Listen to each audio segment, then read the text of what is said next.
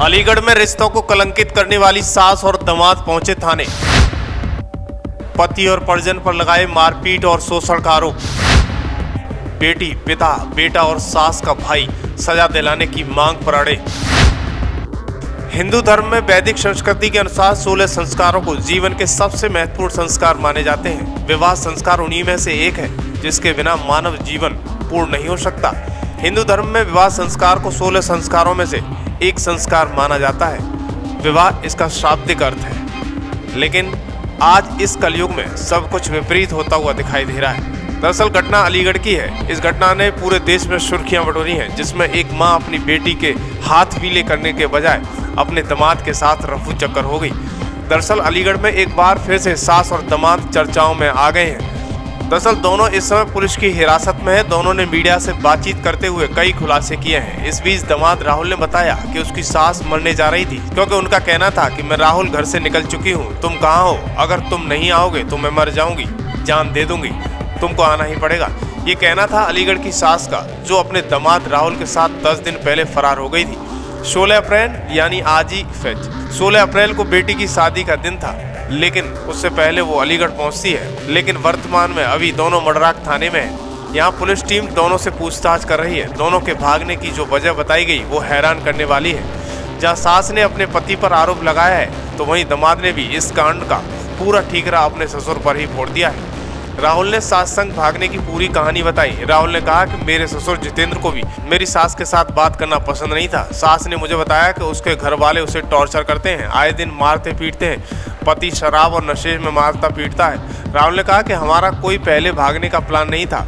एक दिन सास सपना ने फोन कर कहा कि राहुल मैं घर से निकल चुकी हूँ और मरने जा रही हूँ, अगर तुम नहीं आओगे तो मैं मर जाऊंगी। नहीं तो आप क्या कहना चाहेंगे? अब क्या कहना, साथ में रहेंगे और क्या कहना चाहेंगे? बस सुबह परिवार वाले आ जाएंगे जब बात होगी। किसके साथ में रहेंगी?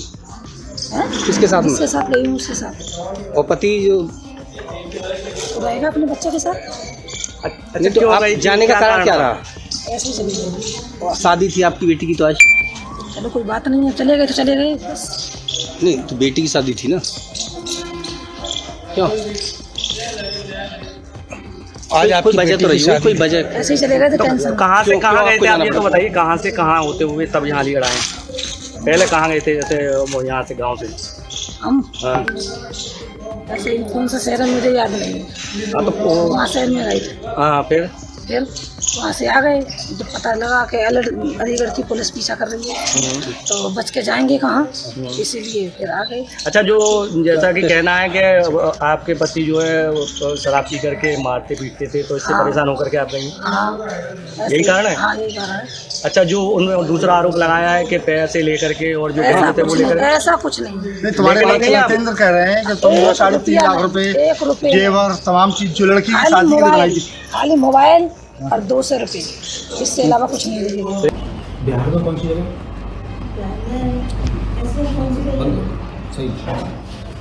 नेपाल में। बिहार क्रॉस करके नेपाल में, मतलब बिहार क्रॉस करके वो एड्रेस तो उसको तो वहाँ थोड़ा टावर नहीं जाते हैं। अच्छा, आपके जो घर वाले हैं उनका कहना ये था कि करीब 3-4 लाख रुपए नकदी व कुछ जेवरात लेके गई, ऐसा कुछ है? बस ये तो यहाँ पहन के गए, बोल रहे ये वैसे ही मंगलसूत्र जैसे यहाँ से उतरी वैसे यहाँ आ गए। मतलब आरोप झूठा लगा रहे हैं। हाँ, मैं मवेशियाँ पालती हूँ, भैंसियाँ। 1.5 लाख रुपये औरत का क्या नहीं होता है। 1500 रुपये ले लिए, इतनी मार लगाई, सुबह से शाम तक पीते हैं। जो बाहर आकर 6 महीने रहता है, कुछ कमाएगा नहीं, अभी तक एक मकान बना के नहीं दिया। राहुल ने कहा कि सास की इतना सुनते ही मैं घबरा गया। सास मेरी अलीगढ़ बस स्टेशन पर पहुंच चुकी थी। आनन फानन में मैं सास के पास बस स्टेशन पर पहुंच गया। वहां से हम दोनों लखनऊ गए, फिर लखनऊ से बस लेकर बिहार मुजफ्फरपुर चले गए। राहुल ने कहा कि मुजफ्फरपुर छोड़कर हम कहीं नहीं गए, उत्तराखंड और गुजरात जाने की बात कर रहे थे। दरअसल राहुल ने बताया कि जिस दिन मैं अपनी सास के साथ भागा था, उस दिन उत्तराखंड शेरवानी लेने जा रहा था। इनका फ़ोन आया, रात में करीब 8 से 9 बज रहे थे। जब मैं सास के पास पहुंचा तो हम लोगों ने डिसाइड किया यहाँ से दूर जाना है। राहुल ने कहा कि मेरी कोई नीयत खराब नहीं है, मुझसे उनका दर्द नहीं देखा गया। घर वाले सास को टॉर्चर कर रहे थे, पति शराब पीकर मारता पीटता है। इन्होंने भी मुझसे कहा कि अब यहाँ नहीं रहना है, अगर यहाँ रहूँगी तो मैं मर जाऊँगी, ये मैटर था। बाकी ये मरने को मतलब मरने के लिए मतलब जब निकल गई थी, मरने के लिए मतलब निकल रही थी कि आप नहीं आओगे तो मैं मर जाऊंगी। चालू कैसे हुआ? आपकी कहाँ से आपकी प्रेम कहानी शुरू हुई? आप तो बेटी के लिए जी प्रेम ऐसा मतलब ये मरने के लिए मतलब मोहताज हो रही थी, तो ये मतलब घर वाले मतलब टॉर्चर कर रहे थे कि मुझे टॉर्चर कर रहे हैं तो इसलिए ना मैं मर रही हूँ, मुझे लेके जाओ। तो बस स्टैंड अलीगढ़ से मुझे इसने बुलाया, मैं लेके गया। जी मुजफ्फरपुर। मुजफ्फरपुर बाहर। ये यहाँ से अलीगढ़ से हम जब चालू हुए थे तो लखनऊ से सीधे मुजफ्फरपुर, फिर 7-8 को हम पहुँचे थे। फिर इसके बाद में हमें पता लगा कि अलीगढ़ से पुलिस हमें ढूंढने के लिए मतलब यहाँ से फरार हो गई। तो फिर मैं ला इससे अच्छा पहले हम सर के सामने उपस्थित हो जाएं, तो इसलिए फिर हम जब हमें पता लगा तो इससे मतलब वो पहुँचे, हम आए हैं। जी जी बात को घुमाइए मत। जी ये जानना चाह रहा हूँ कि किस तरह से आप यहाँ से फरार हुए, कितनी दिन कहाँ रुके, तुम्हारे बहनों को कब पकड़ा पुलिस ने, जी क्या तुम्हें सूचना कैसे मिली, ये सारी बात बताइए। बहन को जैसे मैं तो उत्तराखंड जा रहा था कपड़े लेने के लिए, तो जब उसी समय इन्होंने कॉल किया कि मरने के लिए मैं जा रही हूँ, ना मुझे लेने आओ ना मैं मर जाऊँगी। फिर उसी समय मैं लेके गया रात को 8-9 हाँ, तो मतलब इनका कोई सपोर्ट में नहीं था, कोई घर वाला कोई सपोर्ट में नहीं था इनका, इसलिए तब इन्हें इनके पति बाकी इनके जो घर वाले जो भी थे ना, उन्होंने वही टॉर्चर कर रहे थे बार बार। जी शादी से पहले भी कर रहे थे, इनका कोई सपोर्ट में नहीं था। जी जी जी आपको जी जी लड़की का जी तो आपकी नीयत सास पर क्यों खराब हुई? नीयत नहीं है सास में, मेरा कोई नीयत खराब नहीं है। नीयत बात ये है कि जब वो मार तोड़ कर रहा था ना, पी के मतलब गाली मतलब ऐसे गाली गलौज देता था करता था, तो उससे नहीं हुआ।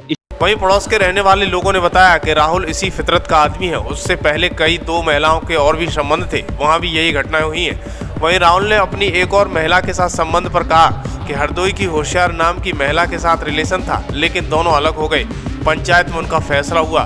वहीं सास के साथ शादी के सवाल पर दामाद राहुल ने कहा कि ऐसा नहीं है, हाँ अगर सास की इच्छा हुई तो मैं कर लूँगा। राहुल ने कहा कि सोशल मीडिया पर उन दोनों का मामला काफ़ी वायरल हो चुका है, पुलिस भी पीछे पड़ रही थी, पुलिस को उसकी मुजफ्फरपुर की लोकेशन पता चल गई थी। ये जानकारी हुई है कि पुलिस उन्हें पकड़ने आ रही है, तो वो खुद दोनों अलीगढ़ थाने पर आ गए और सरेंडर कर दिया। मेरे छोटे भाई की औरत है, पड़ोसी की, जितेंद्र की। सब हम इसको रखना नहीं चाहते हैं, जितना सामान लेके गई हैं, जितना हमारा सामान वापस देना चाहिए।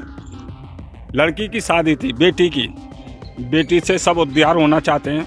मैंने भी अपनी बेटी की 2 शादी करी हैं।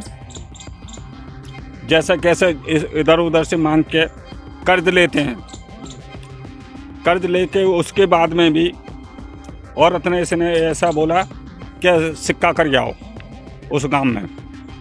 तो सिक्का करने हमारे चाचा जी गए, सिक्का कर गए। उसके बाद में लड़की की कार्ड बट गए, पीढ़ी चिट्ठी भी भेज दिया। तो लड़का जितेंद्र सिंह ने अपना इंतजाम करके पूरा रखा, कैश भी रखा था, जेवर भी था।